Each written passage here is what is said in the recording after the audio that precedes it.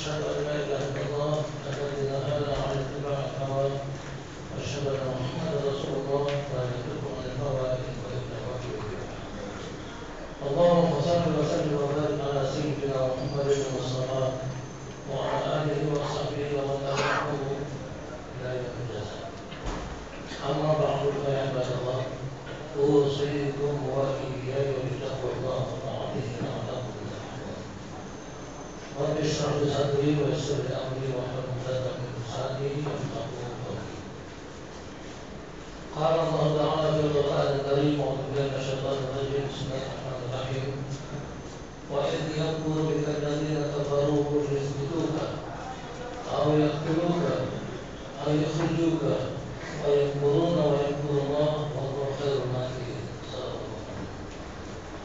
Para hadirin sekalian rahimahullah, perkenankan saya menyampaikan ucapan selamat memasuki tahun baru Hijriah, baru 4 hari hari ini.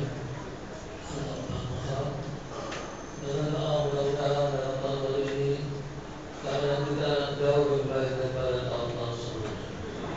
Karena Rasulullah menyatakan, "Maka yaumuhu khairun min amsihi wa huwa rafi." Kalau siapa yang keadaannya hari ini lebih baik dari kemarin, maka dia tergolong orang yang beruntung. Kalau kana yaumuhu mithla amsihi wa huwa khasir. Kalau siapa yang keadaannya hari ini sama dengan kemarin, maka tergolong dia orang yang rugi. Karena umurnya bertambah, tetapi ibadahnya, akhlaknya tetap saja begitu. Lebih sekarang lagi yang ketiga, bahwa karena yang syarran min nafsihi bahwa barang siapa yang hari ini keadaannya lebih jelek dari kemarin, maka dia tergolong yang dilaknat Allah. Alhamdulillah. Makanya doa saya mudah-mudahan tahun ini jauh lebih baik dari tahun-tahun sebelumnya. Moga berkah bagi kita sekalian.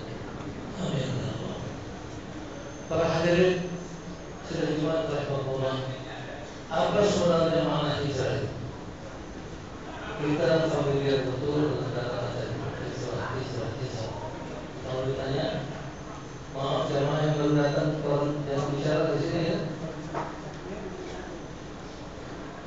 Jamaah yang baru datang, tolong tidak berbicara.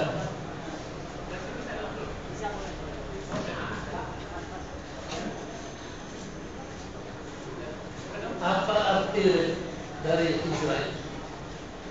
Hijrah adalah saya memberi istilah merupakan tonggak revolusi dari peradaban masyarakat jahiliyah kepada masyarakat Madaniyah.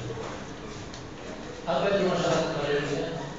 Masyarakat yang religius, kemudian intelektual, kemudian just and peaceful, dan yang terakhir non-life education. Saya tidak akan berbicara dulu. Saya hanya mengajak kita sekalian merenungkan kenapa hijrah itu menjadi catatan sejarah yang luar biasa. Bagaimana kronologis kejadiannya? Saya mulai dari sebelum hijrah dilaksanakan oleh Rasulullah SAW. 3 tahun lamanya Rasulullah bersama para sahabat diboikot total oleh kafir Quraisy, sehingga beliau bersama-sama sahabat beliau menyingkir dari kota Makkah keluar kota, berada di sekitar kota Makkah. Saudara-saudara jamaah yang sudah pergi, apakah itu umrah, apakah itu haji, sudah melihat bagaimana keresahannya sekitar kota Makkah. Padang pasir berbatu-batu. Itulah tempat Rasulullah menyingkir selama 3 tahun bersama sahabat, karena dibongkar oleh orang kafir Quraisy. Tidak bisa berhubungan berdagang dengan pihak lain. Kalau ada pedagang yang datang membawa barang untuk disajikan atau ditawarkan kepada Rasulullah dan sahabat-sahabat itu, dicegat di tengah jalan oleh kafir Quraisy. Dia tanya, berapa Anda mau jual itu? Katakanlah kalau misalnya ditawarkan mau 1000 real, turunkan. Saya beri dengan harga 3.000 rial. Jangan sampai berhubungan dengan Rasulullah dan sahabat-sahabat. Itulah kerjaan jahiliyah, mencegah Rasulullah sehingga betul-betul terhimpit ekonomi. Diriwayatkan pada saat itu ada seorang sahabat yang tengah malam keluar dari tempat tidurnya untuk buang air kecil. Maka begitu buang air kecil, berbunyi air seninya itu terpantul, bukan pasir, tapi ada sesuatu di balik pasir. Maka sehabis buang air kecil itu dibongkar, ternyata ada kulit onta di bawah yang tertutup di bawah pasir. Maka sahabat ini mengangkat kulit onta ini, dibawa pulang dan kemudian disucikan, dimasak untuk makanan karena susahnya makanan Rasulullah SAW beserta para sahabat. Bagi saudara-saudara saya barangkali punya zaman Jepang dulu sudah hadir.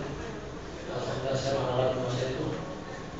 Itu susahnya bangsa kita mencari makan sampai orang tua kita makan bungkil pisang, bukan buah pisang, bungkilnya dipakai makanan. Itu susahnya makanan. Barangkali Rasulullah dan sahabat mungkin lebih susah lagi dari itu, karena beliau berada di tanah yang gersang seperti itu. Tapi apakah beliau menyerah? Sampai-sampai pernah sebelum itu ada tawaran dari kafir Quraisy. Ya Muhammad, kami tahu kau sedang berjuang. Apa yang kau perjuangkan? Kau ingin mendapatkan istri yang cantik, kupilihkan nanti wanita yang paling cantik untukmu. Kau ingin harta yang banyak, kami kumpulkan harta kami dan kami berikan kepada kamu ingin menjadi pemimpin kami angkat kamu menjadi pemimpin kami. Wanita, harta, tahta itu ditawarkan. Apa jawaban Rasulullah SAW?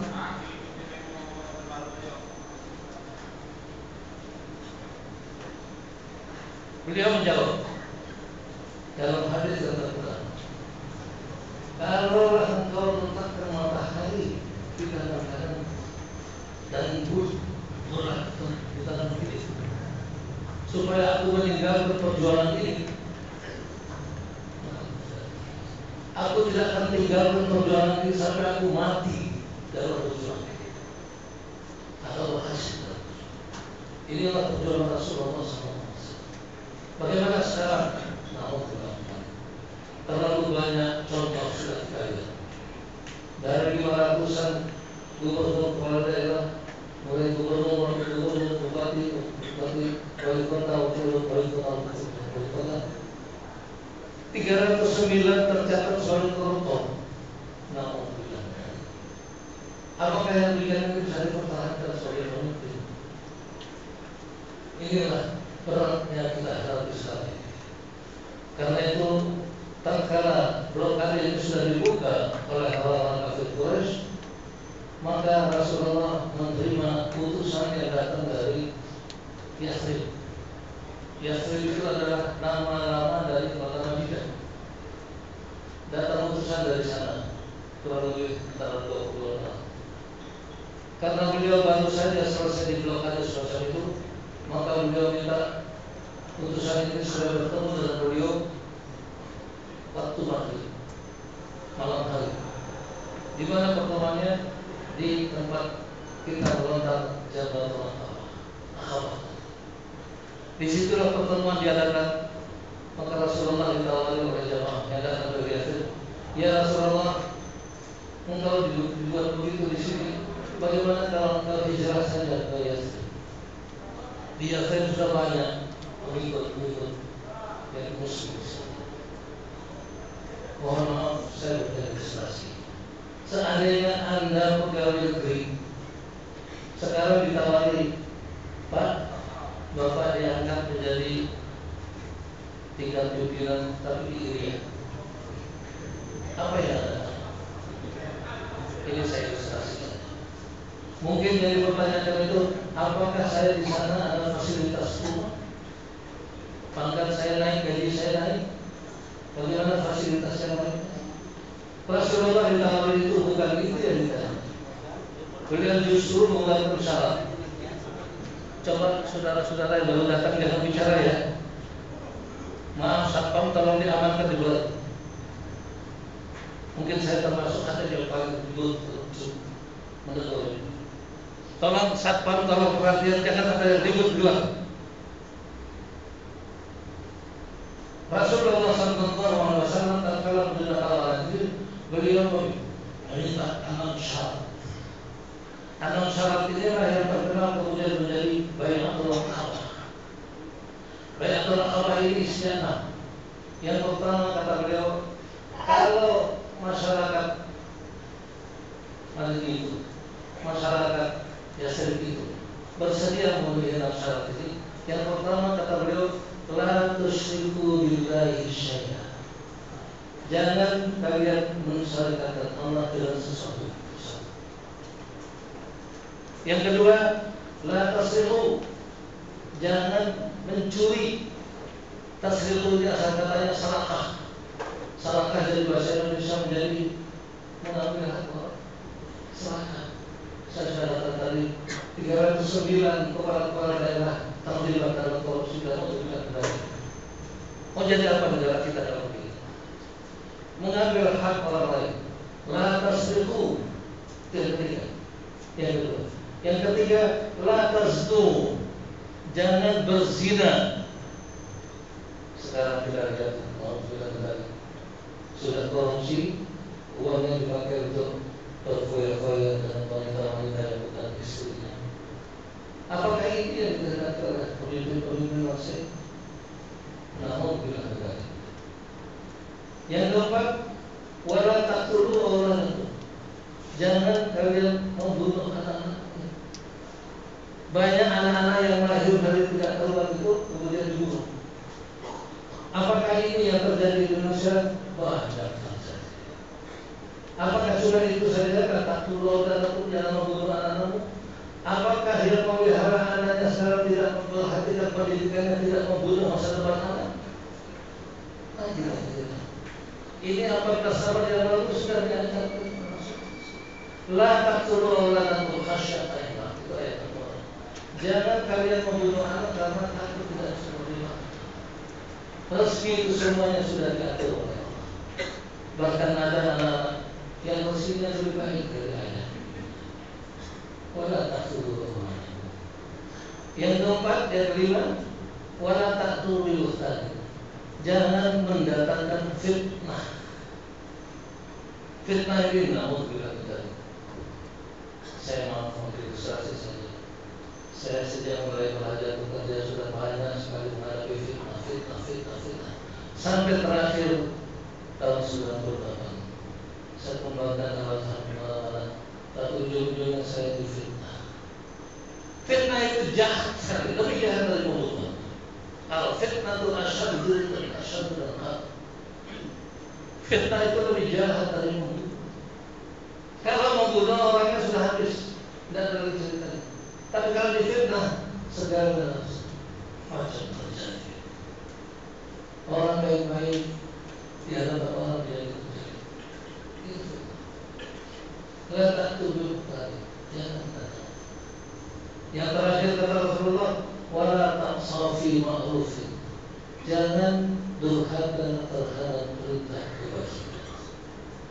Ini yang berat bagi seorang mubalik, bagi seorang dai.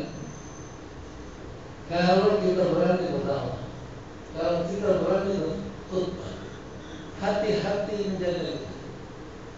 Jangan sampai pandai menyampaikan tapi tidak pandai melakukannya. Ini yang banyak terjadi sekarang. Jangan khatib dai, pemimpin-pemimpin kita banyak pun begitu.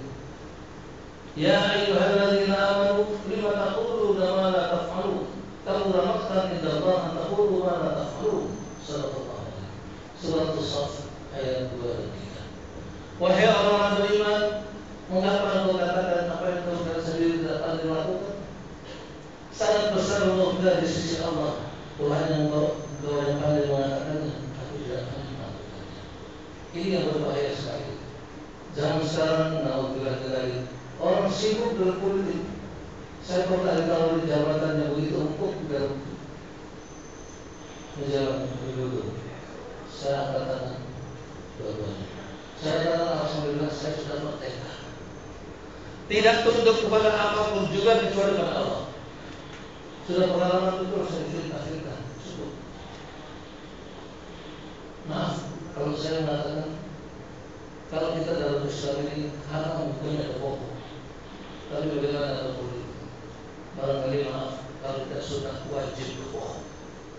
Kalau tidak demikian kita akan menolak. Apakah itu cara kita menjadi pemimpin? Apakah cara itu kita menjadi pemimpin? Apakah cara itu kita menjadi damai? Saya ingatkan lewat ayat 139 Al-Ma'arif. Allah berfirman di situ, "Khudil afwa wa'mur bil 'urfi wa'rid 'anil jahilin." Al-A'raf 199. Artinya, kalau berani mengatakan sesuatu dalam dakwah atau khutbah, ingat, yang kita hadapi itu yang pertama banyak macam-macamnya. Khudil afwa, sering-seringlah menjadi pemaaf. Kalau sudah memberi maaf orang yang macam-macam itu, wa'mur bil 'urfi, ajak mereka berbuat ma'ruf, berbuat baik. Tapi sudah dimaafkan, diajak berbuat baik, masih juga maaf bahasa Jawanya barangkali ngeyel. Jadi berkata Allah, wa'rid 'anil jahilin, tinggalkan orang-orang jahil itu. Inilah hal yang perlu kita renungkan. Jadi khatib dari mubalik harus berani. Kalau memang sudah diberi maaf, tidak maaf. Diajak berbuat baik, tidak apa. Sudah. Saya bertanya, masalah kiai, apa yang maksud dengan wa'rid 'anil jahilin? Di dalam tafsir dia hamka biasa kata saja, tinggalkan orang-orang bodoh. Tapi seorang kiai mengatakan sama saya pakai bahasa Tauhid, sudah coekin saja. Ini adalah cara membalik. Kalau tidak pernah jamaah itu mulus kemudian menikmati apa yang disampaikan, selalu ada yang ngeyel, ada yang fitnah, ada yang jelek-jelekkan. Apalagi sekarang bukan membalik jadi membalik, tapi membalik jadi presenter, membalik jadi pemain sinetron dan sebagainya. Namun juga dari mudah-mudahan masyarakat kita berjaya. Inilah enam syarat yang diminta oleh Rasulullah SAW. Kalau Rasulullah mau diajak pindah ke Yathrib, hijrah ke Yathrib, apakah lantas Rasulullah menerima begitu saja untuk diajak hijrah? Maka turun ayat 30 surah Al-Anfal. Wa idh yaqulu alladziina kafaru yusbituka aw yaqtuluka aw yukhrijuka wa yamkuruna wa yamkurullah wa huwa khairul makirin. Ingatlah, tatkala mereka itu berencana untuk menangkap dan menahan engkau, atau membunuh engkau, atau mengusir engkau, wa yamkuruna wa yamkurullah wa huwa khairul makirin. Allah Maha bijaksana menghadapi itu dari. Ayat ini oleh para ulama fasir dianggap sebagai SK-nya Rasulullah SAW berangkat meninggalkan Makkah, kota kelahiran beliau, menuju ke Yathrib. Lalu sampai Yathrib itu disambut sebagaimana kita lihat pada kejadian Al-Baru alaina dan seterusnya. Itu sambutan orang Yathrib. Yathrib itu sekarang disebut sebagai Madinatul Munawwarah. Dimakamkan di sanalah beliau, dan itulah tempat hidup beliau pertama kemudian sesudah meninggalkan Makkah. Inilah histori dari hijrah itu.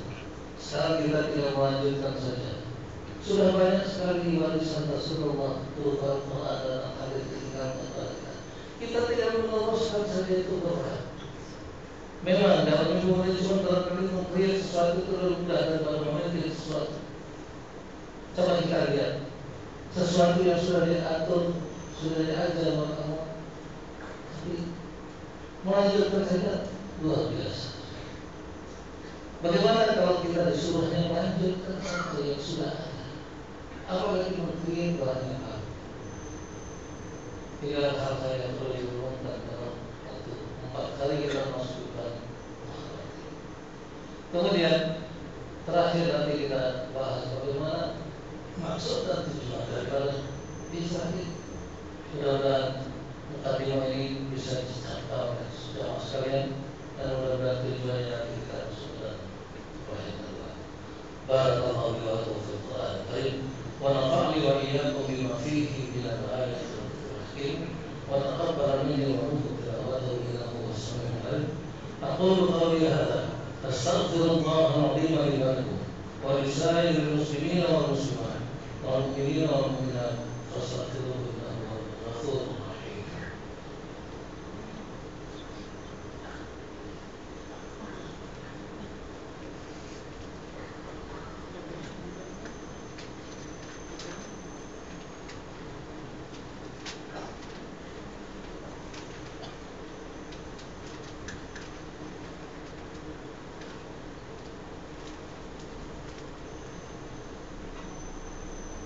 Alhamdulillah hamdan katsiran wa asykuruhu syukran jazilan.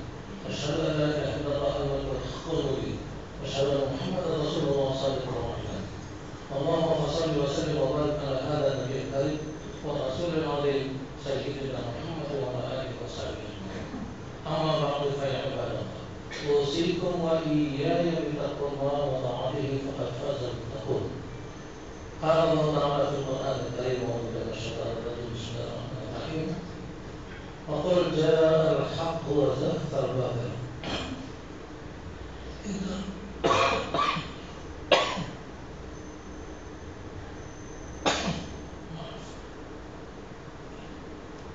Wa qul jaa'a al-haqq wa zahaqa al-batil. Inna al-batila kana zahuqa. Para hadirin yang dirahmati, ada beberapa tujuan pokok dari hijrah. Makna yang pertama hijrah itu adalah menegakkan kebenaran, meninggalkan kebatilan. Kita lihat surah Al-Isra ayat 60. Wa qul jaa'a al-haqq wa zahaqa al-batil inna al-batila kana zahuqa. Katakan olehmu apabila datang kebenaran, kemudian hancurlah yang batil. Karena identitas kebatilan itu adalah kehancuran.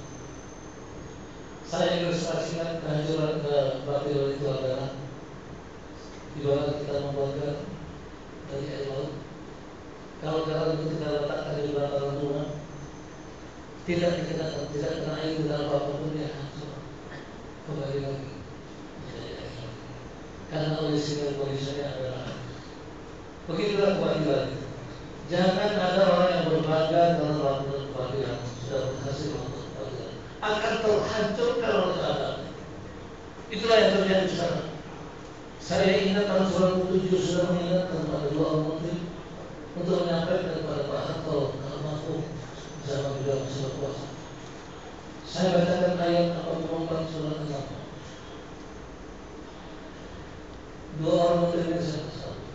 Falamma nasu ma dzukiru bihi fatahna 'alaihim abwaaba kulli syai' hatta idza farihu bima utu akhadnahum baghtatan fa idza hum mublisun.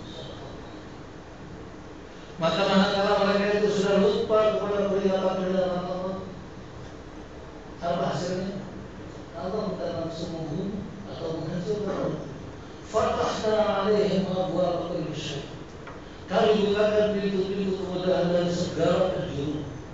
Maaf kalau pakai bahasa saudara Jawa, dilulu pemimpin yang seperti itu. Dibiarkan saja oleh Allah, dibantu terus. Hatta idza farihu bima utu akhadnahum baghtatan fa idza hum mublisun.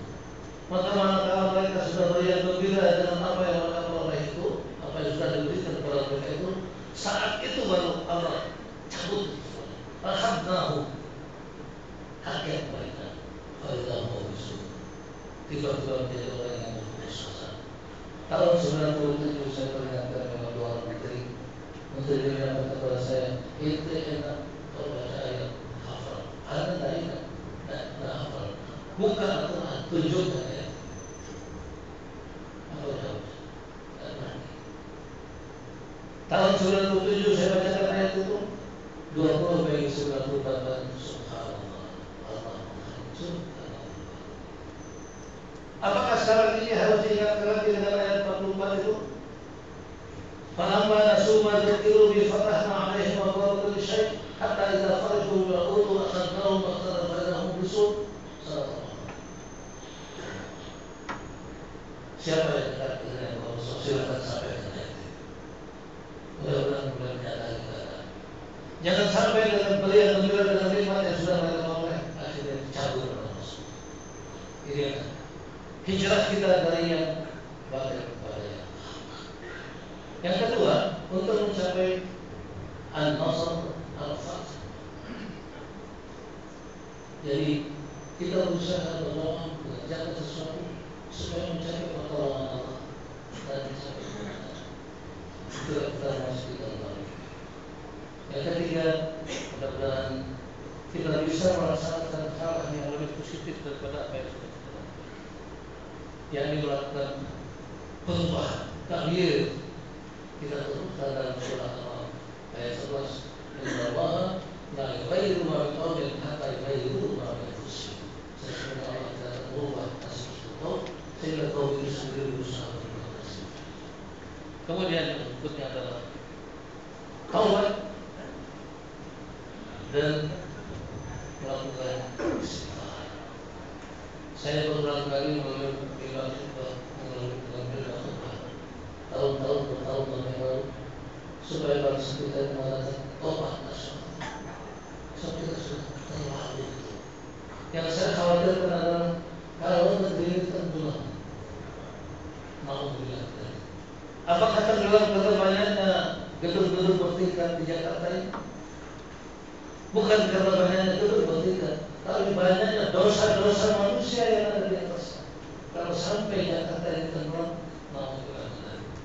Wah, maka itu berubahlah cara-cara hidup yang sudah terlanjur rusak. Kita perbaiki, mudah-mudahan Allah mengampuni kita. Dan terakhir, akhirnya mudah-mudahan kita mencapai kemuliaan baik di hadapan Allah maupun di hadapan sesama manusia. Mudah-mudahan kita bisa saling berdoa. Saya doakan untuk kehidupan masyarakat ini dan mudah-mudahan jamaah bisa menangkap sinyal-sinyal dari saya. Mudah-mudahan kita semua berdoa. Mudah-mudahan yang terlanjur salah kita perbuat lakukan yang lalu, mari kita perbaiki. Mudah-mudahan dalam demikian Allah mencurahkan rahmah berkah hidayah dan taufik yang berbangsa dan bersih. Mudah-mudahan tidak akan terjadi apa yang kita khawatirkan terjadi dalam suatu ulama itu. Amin ya rabbal alamin. Inna Allah wa malaikatahu yusholluna 'alan nabi ya ayyuhalladzina amanu shallu 'alaihi wa sallimu taslima. Allahumma shalli 'ala sayyidina Muhammad wa 'ala sayyidina Muhammad wa salli 'ala sayyidina Ibrahim wa 'ala sayyidina Ibrahim wa barik 'ala sayyidina Muhammad wa 'ala sayyidina Muhammad wa barik 'ala sayyidina Ibrahim wa 'ala sayyidina Ibrahim fil 'alamin innaka Hamidum Majid. Allahumma ighfir lil muslimin wal muslimat wal mu'minin wal mu'minat al-ahya'i minhum wal amwat innaka sami'un qaribun mujibud da'wat wa ya qadil al-hajat. Rabbana zalamna anfusana wa in lam taghfir lana wa tarhamna lanakunanna minal khasirin. Allahumma ighfir lana bi husnil khatimah wa la tahtim alaina bi su'il khatimah. Rabbana atina min ladunka rahmatan wa hayyi lana min amrina rashada. Allahumma ij'al ijtima'ana hadha ijtima'an marhuma wa tafarruqana min ba'dihi tafarruqan ma'suma. Rabbana atina fid dunya hasanah wa fil akhirati hasanah wa qina adzaban nar. Wa adkhilna jannata ma'al abrar ya aziz ya ghaffar ya rabbal alamin. Ibadallah, inna Allah ya'muru bil 'adli wal ihsan wa ita'i dzil qurba wa yanha 'anil fahsya'i wal munkari wal baghi ya'idhukum la'allakum tadhakkarun. Fadhkurullaha al-'azima yadhkurkum washkuruhu 'ala ni'amihi yazidkum was'aluhu min fadlihi yu'tikum wa